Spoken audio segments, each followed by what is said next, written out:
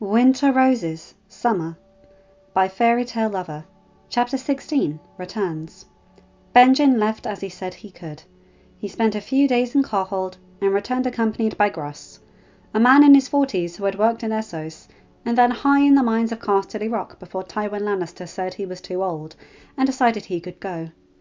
Poor Gross was then drawn to the north by Rickard Karstag's failed discovery and decided to stay nearby and work as a stonemason, since there were not many places to go in Westeros after being dismissed from Lannister mines. He had been beyond excited to leave his shop to his apprentices and come inspect the Blessed Island after seeing the winter diamond Benjen had taken with him.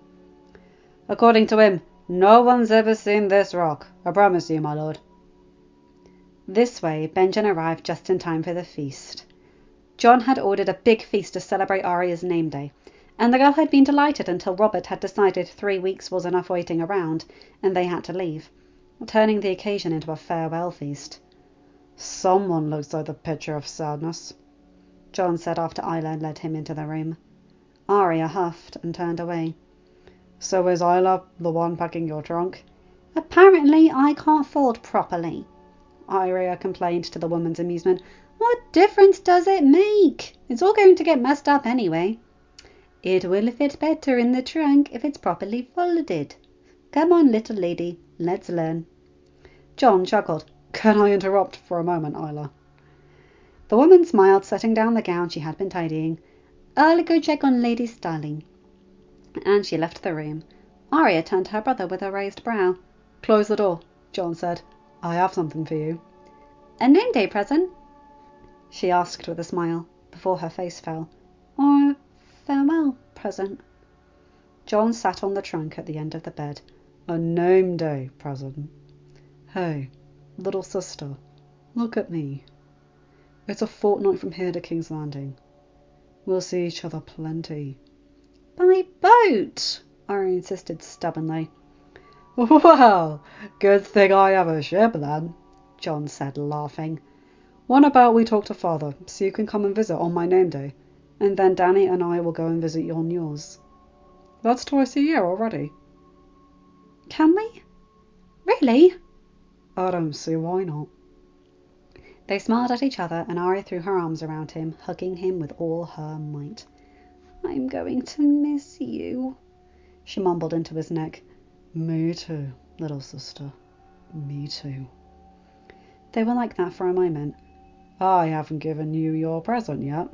Arya gasped, letting him go and standing in front of him excitedly. Jon chuckled, reaching for the long and thin package he had brought all the way from Winterfell. Arya took it and unwrapped it, gasping as its contents appeared. This is not a toy, Arya. What did I tell you is the most important thing about swords? To stick them with the pointy end, Arya said, and they laughed. That too, he chuckled. This isn't the wooden swords we've been using. It's so skinny. Agrees with you, don't you think? It won't cut down a man, but it can poke him full of holes. You're quick. You have to practice every day to get better. But who am I going to practice with? Arya grimaced. I'm going to King's Landing and you're staying here.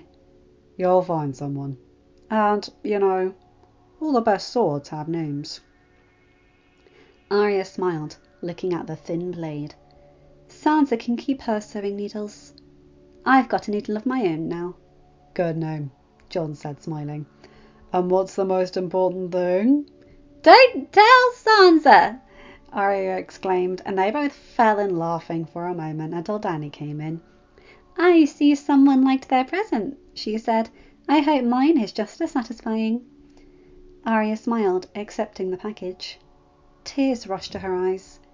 You already have a sword, Danny said, and now you need to dress the part. Arya slowly passed her hand over the smooth leather of the jerkin and the direwolf had embroidered in white thread. Ladies shouldn't take part in a man's craft, she whispered quietly. The gods don't like it. Something that was probably decided by a man who didn't know how to properly wield a sword, Danny said. Arya chuckled amidst tears, throwing her arms around both Jon and Danny, locking them into a group hug. It was a bittersweet relief and a heavy heart. that Jon and Dany watched the group leaving the following afternoon. Cersei had refused to go back to the castle, shaking from side to side in a boat. So they would be returning by the King's Road. Ned had said he didn't understand how that was any better than shaking from side to side in a wheelhouse. But as he was no sailor, it didn't bother him. He was also in no hurry to arrive in the capital. Robb had decided to at least stay a while longer, hoping Bran would wake up. But Sir Roderick and Maester Luwin returned to Winterfell, since the castle couldn't be left alone for much longer. The Maester and Maester Walken had come fast friends, and would be confident Bran would wake up when his brain recovered from the fall. Benjen had led the Master Miner down to the caves, and the man had disappeared in them, only returning not 1 hour after the royal family had gone. "The underground tunnels are like a maze, my Lord Starling," Gross reported once he was shown to Jon Solar, "but it seems like there's quite enough down there. Metals, crystals, and a few gems. I took some other samples of what Lady Starling calls the Winter Diamond, and really couldn't say it's been seen somewhere else. I think it's unique to your mines, my lord. A new gem, fresh to the market. It will get high prices." "Anything not worth bothering about?" Jon asked, analysing the new samples the man had brought. "Obsidian, my lord, commonly known as dragonglass. It's decorative, but not much more. Targaryens decorated their weapons with them, and it's said the first men used it as well, but these days you won't find any buyers. Stannis Baratheon is sitting on a mountain of it in Dragonstone, and he knows it's more money to mine it than the price it sells for."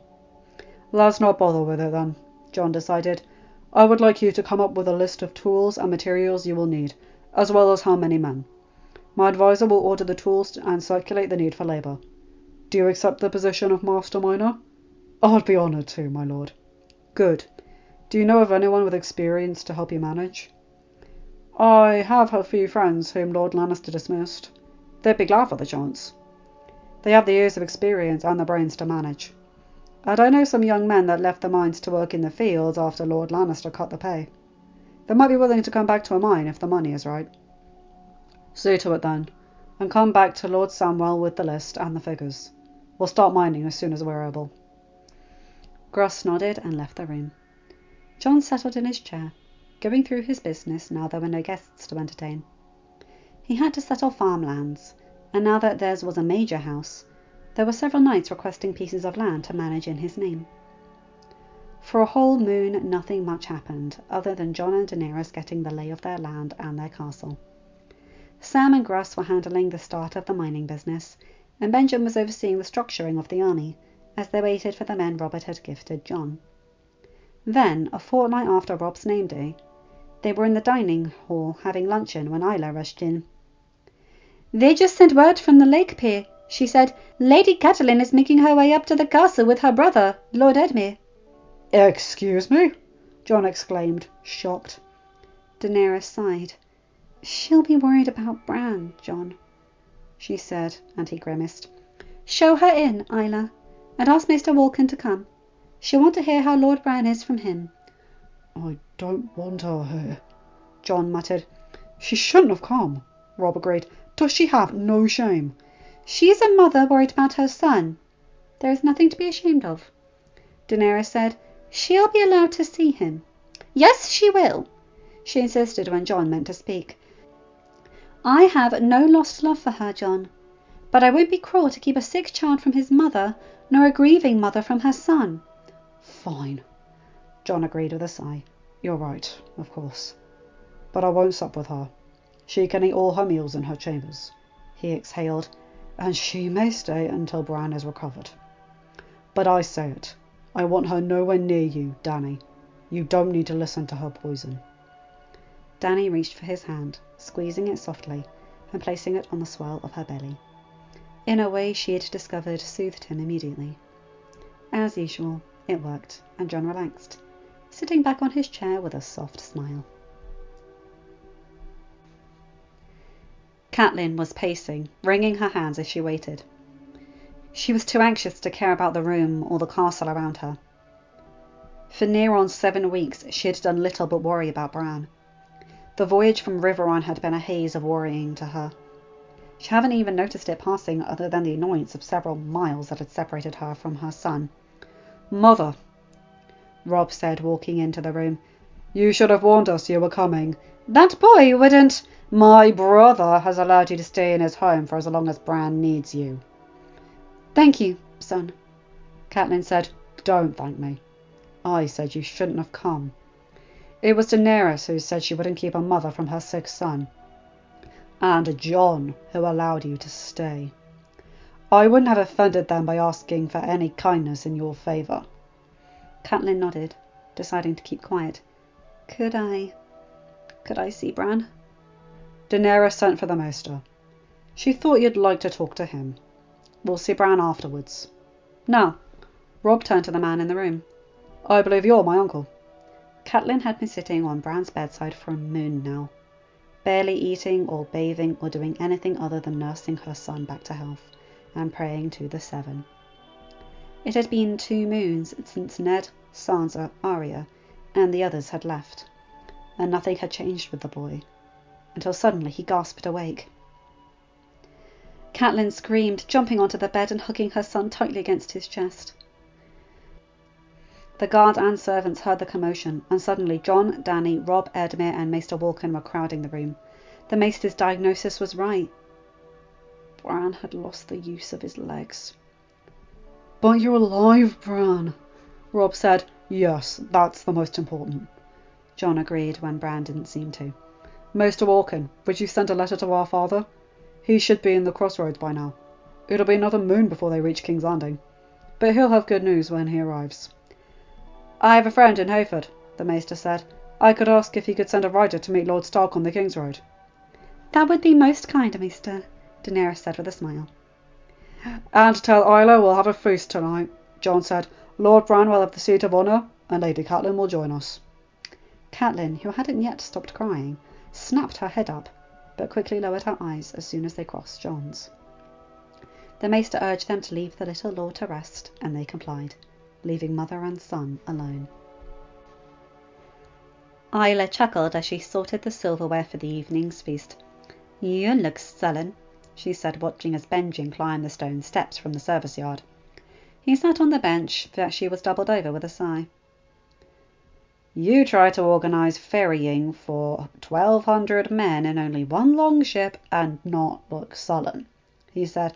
I can't wait for the mining to begin so we'll have money for more ships.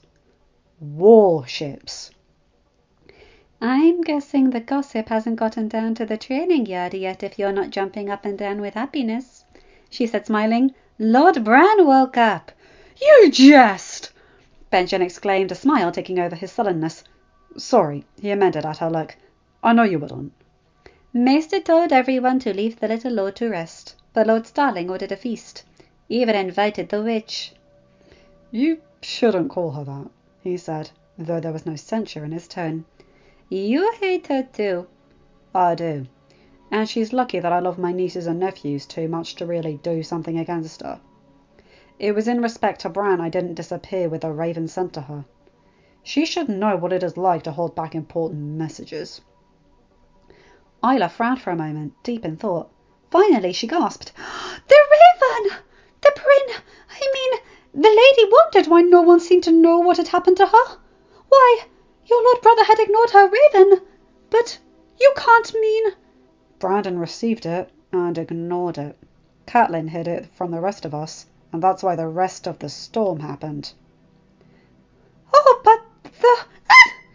Isla had climbed onto a chair to reach a high shelf and in her anger lost her balance. Be careful! Benjen called out, managing to catch her before she fell, stabling her on her feet. Isla cleared her throat, stepping backward. Thank you, my lord. No need for this, Benjen said, equally as uncomfortable. How... He cleared his throat, looking for a safe subject. How are your reading lessons going? Well, she answered, turning back to her work. Maester Walken is a patient and kind teacher. Good. I should... He cleared his throat again. I should go and find Jon. Tell the men we'll start arriving in a few days. And I want to see Bran. Isla closed her eyes and took a deep breath after he all but bolted from the room. Her heart was still rushing in her chest, and her arm and waist burned where he had touched. "Don't be ridiculous," she thought once more. "He's a lord and you're a commoner. This can go no further than a tumble round the sheets." Ned left the council chambers thinking foul words. 6 million gold dragons in debt, he thought. Irresponsible, philandering fool, he sighed. Robert was showing himself to be a terrible king. Perhaps good soldiers do make for terrible leaders, he pondered. No such rule, he reasoned. You were a trained soldier from birth, and yet you were a responsible lord and warden. His headache escalated to a throbbing. He'd need to find Robert later and settle this matter for the tourney. It was ludicrous to have such an extravagance when the realm was 6 million in debt. It promised to be an awkward conversation after the unpleasantness with the direwolves on the road, and the king riding inside the wheelhouse to accommodate his drunken stupor afterwards. "My lord," Jory said as Ned made his way into the Tower of the Hand, "a woman came saying she is to be the girls' governess. I tried telling her we needed to wait for you, but she was quite insistent. I was only able to ask her to wait in your solar. There's a guard there with her." Ned frowned. He hadn't had time to settle that matter yet. But he went to his solar, and his heart nearly failed when he saw her standing by the window. She only smirked when she saw him. "Thank you, men.